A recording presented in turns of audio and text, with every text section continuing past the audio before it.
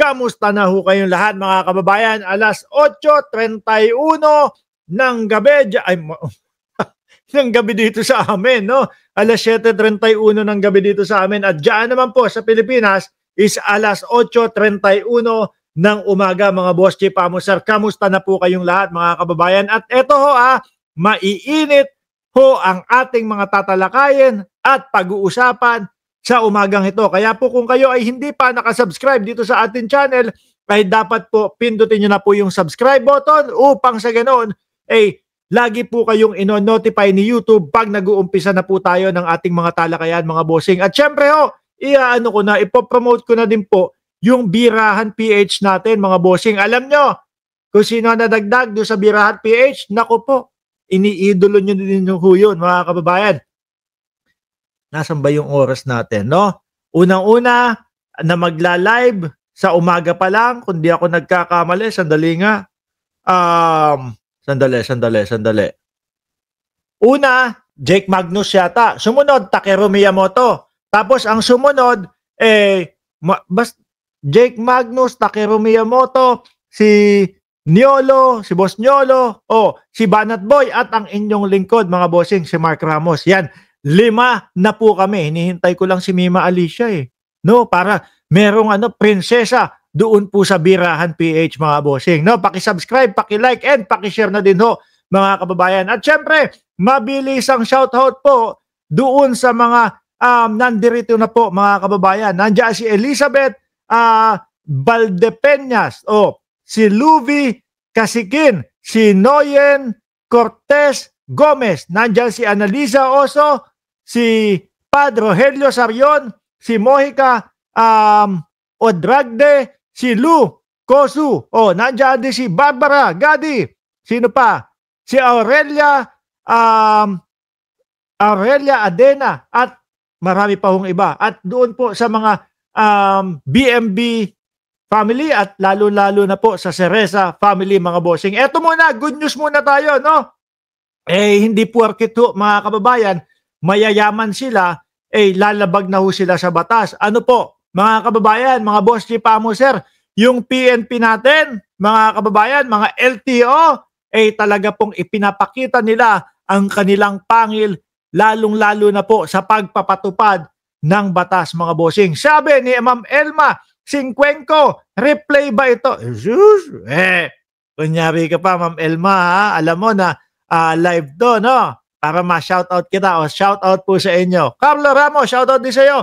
30 luxury vehicles, mga bossing, 30 luxury vehicles nalambat ng LTO.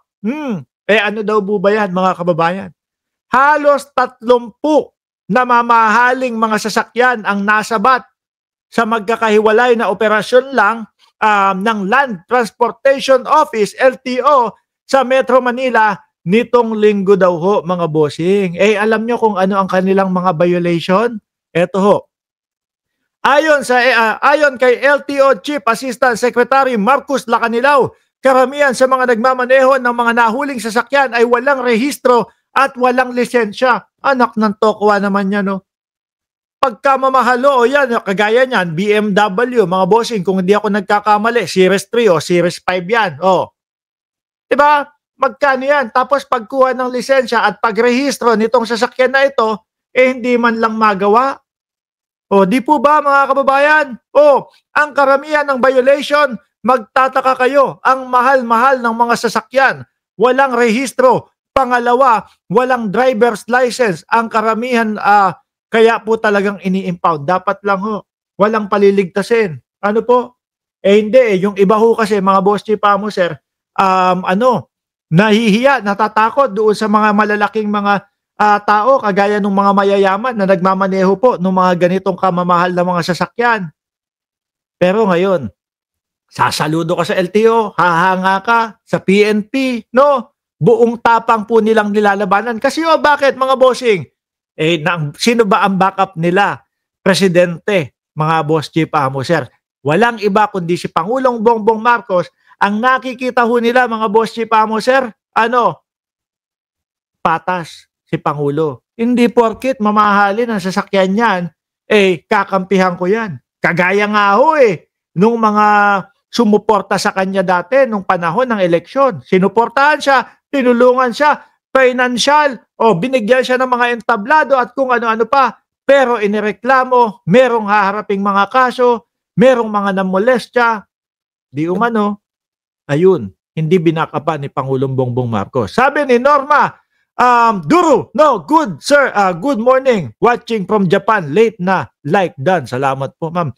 Walang registries at yung e-bikes ang pinagdiskitahan nila na maglisensya, unfair. Sabi ni Rosana Bautista. Ituloy ko mga kababayan.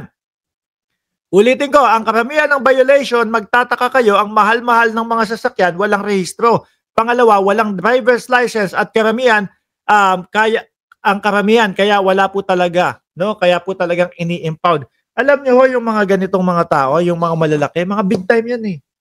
May mga pinagmamalaki yan. Siguro iniisip nila, sige, drive mo lang yan, okay lang. Nandun yung tsuhin mo. Nandun yung kakilala natin. Nandoon yung kaibigan natin. Nandoon si ganito, kaibigan natin yon. Nandoon si Hepe, kaibigan natin yun. Yan ang mga pinagmamalaki niyang mga yan. No? Kaya okay lang. Lisensya, kaya natin yan. Walang problema dyan. Ganun. Kabilang sa mga na-impound, Ford Mustang. O biruin nyo yan. No, kung di ako nagkakamali, mga boss G Pamo sir, yung 2.5 liters na Mustang. Nasa magkano din yan? 3 milyon. O, yung mga 5.0 na Mustang, yung malalaki ang makina.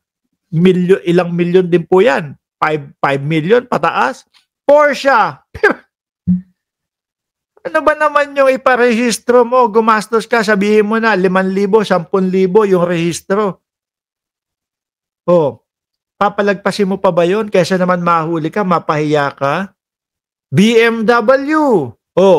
Mercedes-Benz, Jaguar, Range Rover, at iba pa. Mamahalin ho yan, mga kababayan. Mano ba namang pagtuunan nila yung pansin ng pagkuha nila ng lisensya at pagrehistro ng kanilang sasakyan? Di po ba? Ilan umano sa mga driver ay nangatwiran na wala silang oras. Putik na yan. Tapos kapag ka mahirap yung nahuhuli, kawawa, halos hindi pinapatawad. Di ba? Pagka mahirap. Pero kagandaan nun yan, mga bossing, ayan, impound din sila. Hindi sila pinalagpas, no? Talaga pong ipinapatupad ng maayos ng LTO, ipinapatupad ng maayos ng PNP ang mga batas sa Pilipinas. Pero di kasi yun ang basihan eh. Dapat nating iparehistro kasi oras na ma-involve yan sa aksidente yan at di nakarehistro, talo rin sila. Lalo na kapag walang